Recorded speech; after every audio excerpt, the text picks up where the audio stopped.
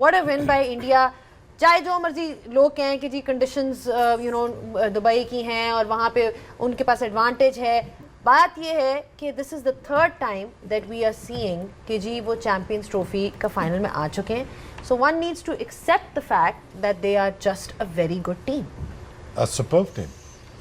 I think they are out there to win the Champions Trophy. I think एक hurdle थी Australia जिसको वो पार कर चुके हैं. मेरा ये ख्याल है. बाकी अब formalities, I don't want to say this but वो अब साउथ अफ्रीका या न्यूजीलैंड को नहीं छोड़ेंगे. ये वो टीम थी जहाँ पे स्मिथ कर सकता था. स्मिथ को 100 कर जाता तो शायद 295, 290, शायद कैरे कर जाता तो 280, 285. कैपिटलाइज नहीं किया गया. दो कि आई थिंक विकेट को इतना ज़्यादा कुछ किया नहीं जितना हम डर रहे थे विकेट के बारे में, है ना. आज कहा भी था जडेजा ने आफ्टर द फर्स्ट इनिंग्स के वो ग्रेप ओवर टर्न नहीं है जो पिछले मैच में. सो आई थिंक अगेन हेड्स अगर थोड़ी देर सब्र कर जाते. देखिए यार, ठीक है, जितने मर्जी आप बड़े प्लेयर हैं, अच्छे प्लेयर हैं, पहली बॉल नहीं बनती यार, पहला ओवर नहीं बनता. थोड़ा सा सब्र कर जाते. हेड्स ने तो बहुत बात ख़त्म कर दी थी ऑलमोस्ट. उन्होंने ऑलमोस्ट गिरा लिया था इंडिया को. ट्रेविस हेड ने. ट्रेविस हेड यही करता है इंडिया के साथ. अगर वो खेल जाता सब ओवर फिर और वारन को वो कर देता न्यूट्रलाइज, तो then game would have been over. बहुत सारी गलतियां हैं but again India deserve to be out. वही बात आ जाती है श्वेब के जब आप टीम बनाते हो, आप देखते हो कि आपका बैलेंस कैसा होता है. ओवरऑल स्पिनर्स भी हैं, ऑलराउंडर्स भी हैं, मिडिल ऑर्डर भी है. और आज इंडिया का जो मिडिल ऑर्डर है, हम हमेशा कहते हैं कि रोहित शर्मा अच्छा स्टार्ट देता है तो आज आप देख लें 4 जो उनके मेन प्लेयर्स थे सबने स्कोर की. बिल्कुल किया है. मेरे ख्याल में ये है कि ऑस्ट्रेलिया थोड़ा सा जो है ना, मुझे लगता है कि वो बहुत ज़्यादा कंडीशंस को अपने अंदर रख के उन्होंने वैसा कॉम्बिनेशन जो है ना अपने अंदर सोच के उन्होंने कहा बस अब यही है. उन्होंने जो प्रीवियस मैचेस खेले, नो डाउट आज जो पिच था वो बेहतर था. आज स्पिनर्स को भी ऑन दी अप जो है वो ड्राइव्स लग रहे थे, बैकफुट पंचेस लग रहे थे. सिवाय इंग्लिश के वो एक ऐसा बॉल था जो थोड़ा सा होल्ड हुआ. उसके अलावा आप फ्लो में जो है खेला जा रहा था. दूसरी तरफ अगर आप इंडिया की तरफ आ जाएं तो वो बहुत प्रेडिक्टेबल हो के ऑपोजिशन के अगेंस्ट वो सामने आ रहे हैं. वो 4 स्पिनर्स की सूरत में हो, वो चाहे ओपनर्स, उन्होंने मेक श्योर ये करना है कि 10 ओवर्स में एटलीस्ट 60 रन जो है वो होने चाहिए, ताकि वो मोमेंटम जो है वो डीप इन देयर इनिंग्स जो बाकी के बैटर्स हैं उनके लिए वो आसान हो.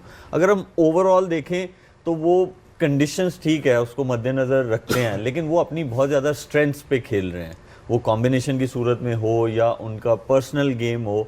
ऑस्ट्रेलिया जो है वो उसके ऑपोजिट खेला है और वो मेरे ख्याल में मुझे ये लगता है कि वो एक बैकफायर कर गया उनको आज के मैच में. अगर समझ जाए ना बंदा कि एक देखते मार्केट वॉल्यूम कितना है और मैं कितना बड़ा स्टार बन सकता हूँ. एक चीज़ ये बड़ी जल्दी से रियलाइज़ करी 2011 के बाद कि अब कोई है नहीं, अब मैं ही हूँ. और मार्केट साइज देख, ह्यूज. इतने मार्केट साइज के बाद भी तो डिसिप्लिन नहीं होगा तो कब होगा. सोचने की बात है, सोचने की बात है. ROI क्या है यहाँ पे, रिटर्न ऑफ इन्वेस्टमेंट यहाँ पे ये रिजल्ट नहीं. वही मैं एक बात कर रहा हूँ. बैक इन डेज मैं कंपीट करता हूँ यार कि that talent versus this talent versus this talent. उसको मुबारक हो इस एरा में पैदा हुआ है और उसको बहुत बहुत ज़्यादा मुबारक हो कि वो बहुत अच्छे तरीके से सोच के अपने मार्केट साइज़ को भी समझता है, अपने टैलेंट को भी समझता है, गेम अवेयरनेस को भी समझता है, मीडिया को भी समझता है. ये मैं हमेशा कहता हूँ कि जिसको अल्लाह ने दिया है उसकी अल्लाह की जजमेंट को गलत मत समझो, क्योंकि अल्लाह समझता है, अल्लाह बिल्कुल ठीक समझता है कि इसको जो मैं दे रहा हूँ इसी काबिल है. अब उसके पास सोशल मीडिया स्किल्स भी हैं, मीडिया पे भी अच्छा बोलता है, चेस भी अच्छा करता है, स्टेज भी अच्छा करता है, डाइट भी अच्छी करता है, सब कुछ अच्छा करता है. इसका मतलब ये है कि only skills does not mean nothing, but अच्छा दिमाग भी, जो मेंटल हेल्थ है वो भी बहुत इम्पोर्टेंट है. उन्होंने एजिलिटी की भी हफीज़ एक दफ़ा बात की थी अपने एक इंटरव्यू में. कहा था कि किस तरह से it helps him in the field. For example when he is fielding और अगर कोई कैच की तरफ उनको भागना पड़ता है तो वो जो एजिलिटी है वो 1-2 सेकंड उनको पहले पहुंचा देती है to get under the ball. I mean he was talking about, उन्होंने इतनी मतलब इन डिटेल बात की थी एंड वेल थॉट आउट कि हाउ उन्होंने लिंक किया था किस तरह से उनकी फिटनेस और agility helps him perform better in the field. Forget him running between the wickets. We're talking about the fact कि उनकी calculations भी हुई हुई हैं कि एक सेकंड मैं बचा रहा हूँ उस बॉल तक पहुँचने असल में जो ज़्यादा इंपॉर्टेंट थी ना वो ये थी कि उनकी कमिटमेंट लेवल इतना हाई है कि इवन एक as a fielder he does not want to give even a inch कि यार ये यहाँ से कैसे गुजर गया। उसने अपने स्टैंडर्ड इतने हाई किए हुए हैं एज ए प्लेयर। वो एक बॉल पे वो जो इंटेंसिटी और वो जो एजिलिटी और वो जो एफर्ट करके दिखाता है, he thinks which is a right thing to think as a batsman, as a bowler, whoever you are, कि मैं अगर एक बॉल के ऊपर अपनी एनर्जी दे रहा हूँ, I am not losing my energy, I am basically pushing my self for the thing जो मुझे बाद में फ़ायदा मिलेगा।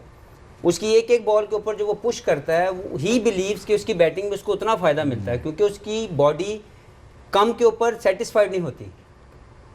छोटी छोटी चीज़ों के साथ आप दरिया बनते हैं, कहते हैं कतरा कतरा दरिया बनता है। तो दैट्स व्हाट ही डज कि उसकी स्मॉल एफर्ट, वो ये नहीं सोचता कि मैं एनर्जी लूज़ कर रहा हूँ, वो ये सोचता है कि ये मुझे पुश करेगा मेरी बैटिंग में और मैच विनिंग इंटेंसिटी को मेंटेन करने में। सो आई थिंक कोई उसको कंपेयर करना मुझे लगता है बहुत बड़ी ज़्यादती होगी। Virat Kohli at the moment is a king itself himself कि वो कहीं पे भी खड़ा हुआ है, कोई उसके पास भी नहीं है, स्पेशली ओडीआई क्रिकेट में। हाँ, और फॉर्मेट्स में हम डिस्कस कर सकते हैं। वनडे क्रिकेट में इससे शानदार बैट्समैन शायद ही पहले आया हो। यस, डिफरेंट एराज को आप कंपेयर नहीं कर सकते, लेकिन विराट कोहली की जो परफॉर्मेंसेज हैं, जो मैच विनिंग एबिलिटी है, वो शायद इससे पहले किसी और प्लेयर के अंदर हो। ठीक।